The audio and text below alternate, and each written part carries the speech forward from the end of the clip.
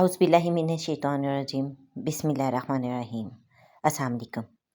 आप देख रहे हैं उर्दू एस्ट्रोलॉजी और मैं हूँ एस्ट्रोलॉजर अलमास यूनुस। आज की वीडियो में हम देखेंगे इल्म नजूम की रोज़ से कि नए चाँद की पैदाइश कब होगी और कितने रोज़े होने के इम्कानात हैं, यानी कि ईद उल फितर का चाँद कब दिखाई देगा।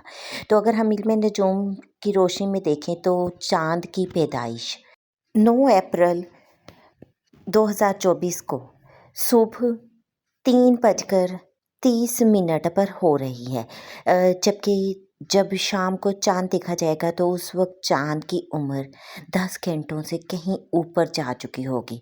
तो इसके मुताबिक अगर हम बात करें तो ईद उल फितर का चाँद जो है वो दिखाई देने के इम्कानात हैं, यानी कि इस साल रमज़ानुल मुबारक के 29 दिन होने, यानी कि 29 रोज़े होने के इम्कानात हैं और इसके मुताबिक 10 अप्रैल रोज़ बुध को ईद होगी।